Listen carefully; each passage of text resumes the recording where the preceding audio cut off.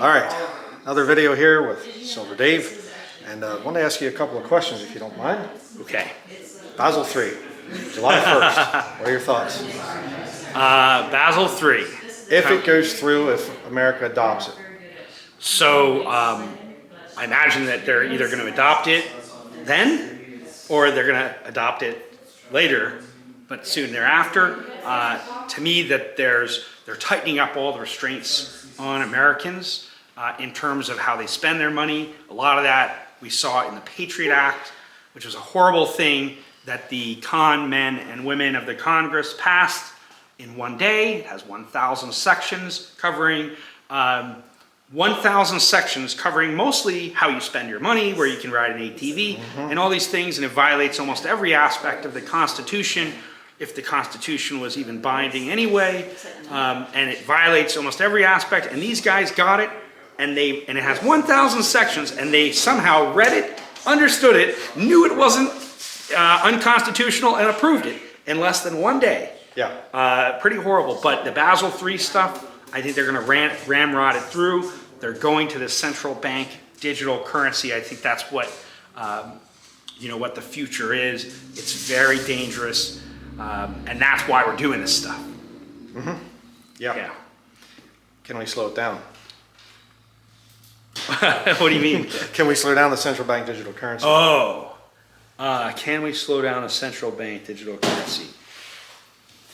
I mean, as patriotic people, I'm saying that's one of the reasons I'm doing this video. One of the reasons I tell people about precious metals. Because in my mind, I think we can slow it down a little bit by just simply rebelling against the system. And just saying, no, we want to actually have real money. I don't want the central bank digital currency stuff, no, I'm not going to accept that.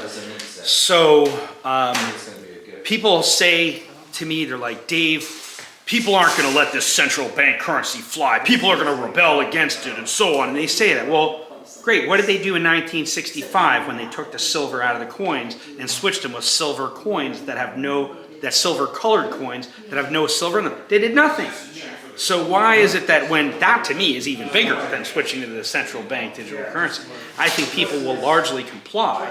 And that's, so could we slow it down? Could we stop it? Well, yeah, if people wanted to resist against it, if they wanted to take action, torches and pitchforks, anything.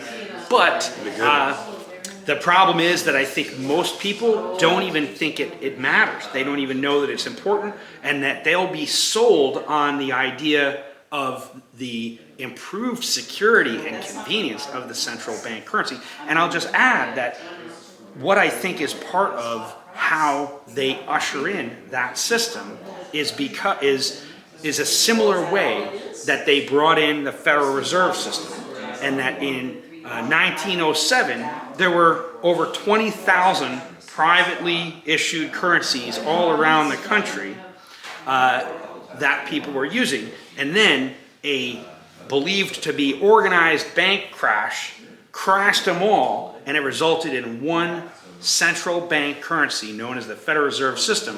And what they did was they got people to beg for it, because people wanted to be able to buy stuff again, and they needed to end this problem.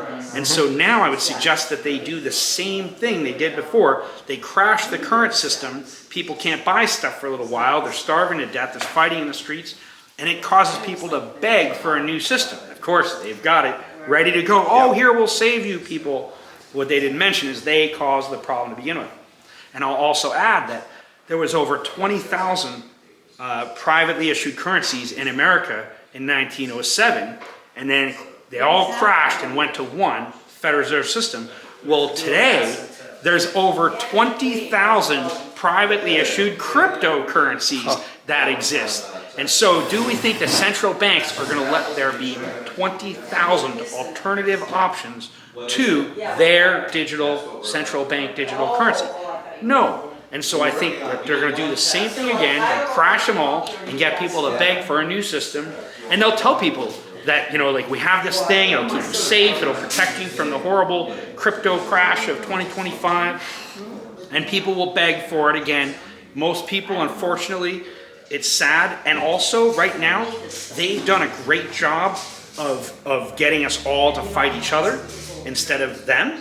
And that whereas now, you know, I don't know where your audience sits politically and things now, so I don't want people to be mad at me, but I'll just say that what's really amazing to me is that a few months ago, or like 6 months ago, the people that were like the closest to rebelling against the system were like the conservatives and the Republicans. Well, now they got those people who would have been the biggest resistance to the state. They got those people to turn into the ultimate worshipers of the state. And now they're like, oh, they're fixing all this stuff. They're going to fix everything. Don't need to worry about anything anymore. I don't think that's what's going to happen. Yeah. But yeah, does that in a very wide way answer your question? Yeah. And I'm not sure how it's going to work out with the thing of the debt ballooning, because, you know, hyperinflation is definitely, you know, it's kind of being long drawn out process. But, you know, Trump just signed this thing of the big beautiful bill or whatever the thing was, you know, what, $10 trillion over the next few years, spending wise. And I'm trying to figure out this whole thing. How is that going to relate to the central bank digital currency, to the bringing down of the dollar and everything else? I mean, it just blows my mind, the spending that's happening and what that's doing, this whole thing, you know, devaluing the dollar. Well, it's going to continue to do what it's been doing. And, you know, I see, I think that right now the current administration is making moves that are like basically, you know, pulling the switch and levers to cause the ultimate, you know, financial disaster, which of course, you know, leads people into that replace new currency. Yeah. And I don't know if you've heard of The Great Taking. I have. Yeah, I've read that. I've listened to the audio book of it. Yeah. Interesting. I think that there's definitely makes a lot of sense in a lot of ways. There might be a few things that I thought that I didn't hear in there that I think of. But ultimately, yeah, it's the biggest shyst in the history of human civilization. Yeah. And, you know, again, just trying to figure out this whole thing of coming into the central bank digital currency, the crashing of the dollar. My opinion on the great taking thing is, you know, if you're going to take it, you have to have a buyer. You know, if the banks are just going to say, we're going to confiscate everything that people owe money on, who are you selling it to? You know, how does that work out with the central bank digital currency? So it's one of the things I think about, you know. Yeah. But I'll ask you this. Long term, the silver has a big future ahead of it.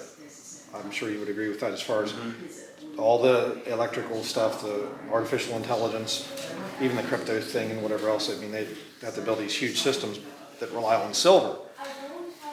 Stacking for that future date way out there, and the paper to silver thing as well. Is it better to stack high premium coins or like larger silver? So if it goes to a really high level, do premiums even matter? Yeah, and that's where I thought you were going with this. So I think that if the silver price explosion occurs and we start seeing thousands of dollars per ounce for silver, then I actually think that is partially caused by the scarcity, which means to me that there might even be more extreme premiums as a result of that for just in general silver. But to me, I think that the silver that's going to function the best is going to be the smaller pieces, especially if the silver price goes crazy. 100-ounce bars are going to be really hard to sell or trade versus smaller pieces of silver. But I think premiums will still exist. But also that when I've made some videos talking about $12,000 silver, that was not necessarily spot price. That was maybe in the absence of a spot price due to what I might call the paper silver bubble pop. And that's when the paper commodities traders can't fulfill their obligations with silver. And so then people realize that they've sold 380 times as much silver as there actually is.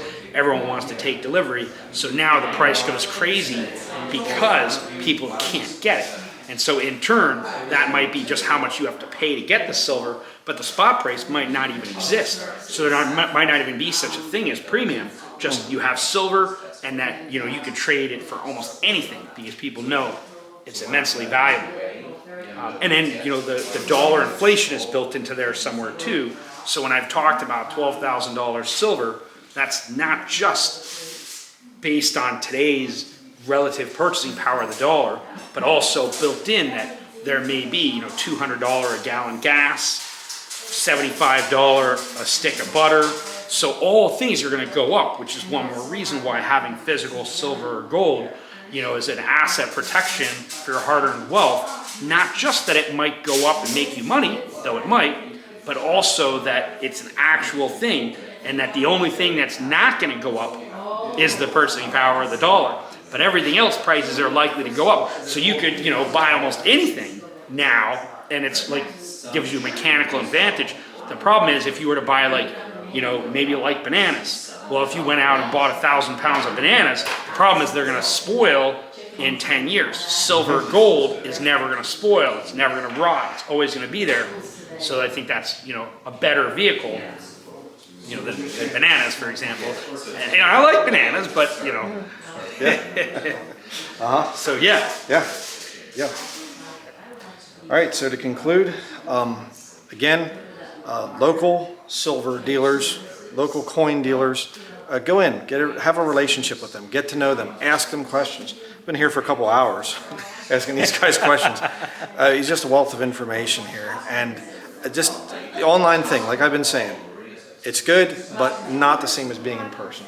So thank you very much for helping me out. Thank you very much. This has been great. I really appreciate you choosing us for this deal.